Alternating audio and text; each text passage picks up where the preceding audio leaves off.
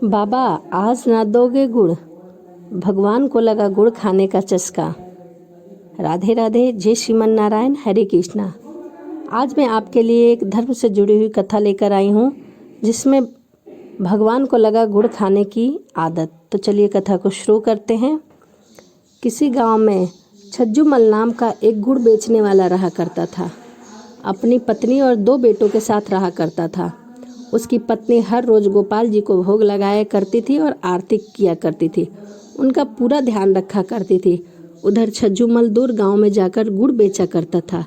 इसी से उनकी गृहस्थी और जिंदगी अच्छे से चला करती थी।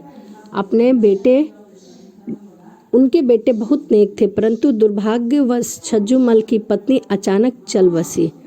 छज्जूमल बहुत उदास रहने लगा। फिर भगवान की जो इच्छा थी उसे मानकर फिर उसने अपने काम को शुरू किया और वापस काम पर जाने लगा। उसके बेटे उसको समझाए, बाबा अब हम अच्छा कमा लेते हैं, आप अब घर बैठो। परंतु छज्जूमल ना माना। उसकी पत्नी रोज गोपाल जी को भोग लगाती थी।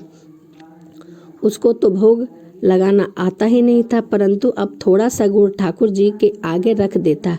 ठाकुर जी तो मीठे के शौकीन थे, उनको तो गुड़ खाने का चस्का लग चुका था।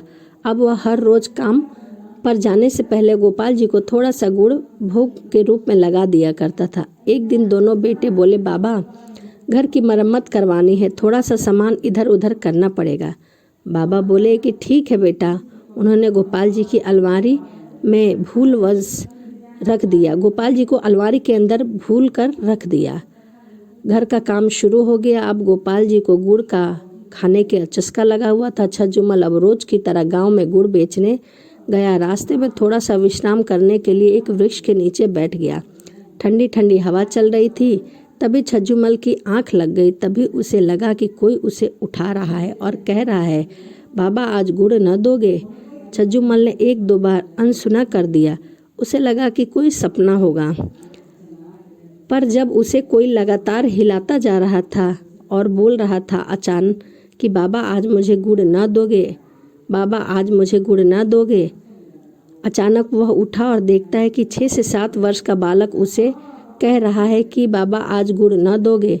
छज्जूमल मन में सोचने लगा कि मैंने तो इस बालक को कभी गुड़ नहीं दिया, और उसने सोचा कि गांव का ही कोई बच्चा होगा। छज्जूमल ने कहा, हाँ बेटा ले लो। तो थोड़ा सा गुड़ ले लिया और गुड़ लेकर वह बालक मुंह में डालकर आह आह क्या मीठे गुड़ है, ऐसा कहकर वहाँ से चला गया। अब तो रोज ही वह बालक वहाँ आने लगा और कहने लगा कि बाबा आज गुड़ न दोगे।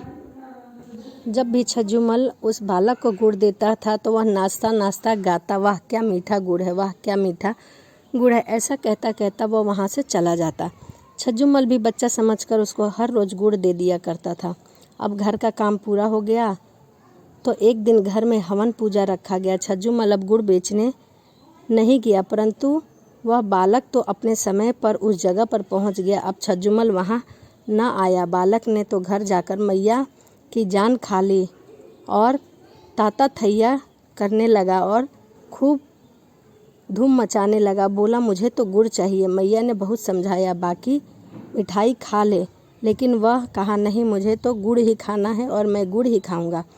मैया से बालक का रोना सहन ना हुआ और छज्जूमल के घर का पता पूछते पूछते वह छज्जूमल के घर पर जा पहुंची और जाकर कहती है, बाबा मेरे बालक को थोड़ा सा गुड़ दे दो, आपने इसको गुड़ खाने की आदत डाल दी है। आज आप आए नहीं ना तो गुड़ खाए बिना यह मान नहीं रहा है। जो छज्जूमल को उस बालक पर बड़ा प्यार आया, उसने अपने गोद में उस बालक को बिठाया और गोदी में बिठाकर गुड़ खिलाने लगा। पता नहीं क्यों उस बालक को गुड़ खिलाते खिलाते छज्जूमल की आंखों में आंसू की धारा बहने लगी और हृदय में अजीब सी हलचल होने लगी। गुड़ खाकर बालक मीठा मीठा कहकर अपने घर को चला गया।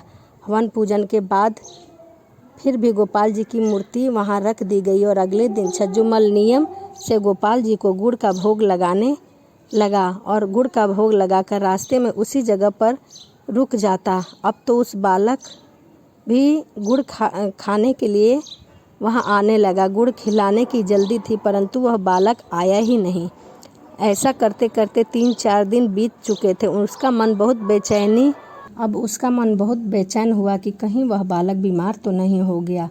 उसने गांव जाकर सबको बालक के बारे में पूछा तो सब ने कहा ऐसा तो यहाँ कोई भी बालक नहीं रहता है।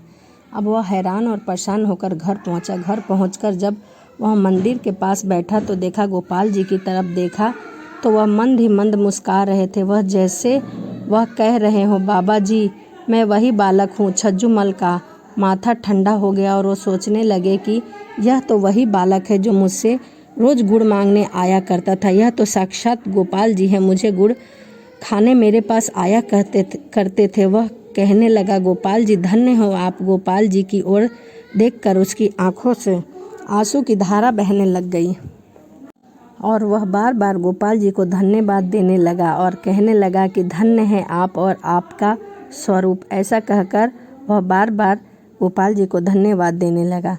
तो यह वीडियो आपको कैसी लगी कमेंट के माध्यम से ज़रूर बताना। और चलिए मिलते हैं अगली वीडियो में। राधे राधे, जय श्रीमन नारायण, हरे कृष्णा।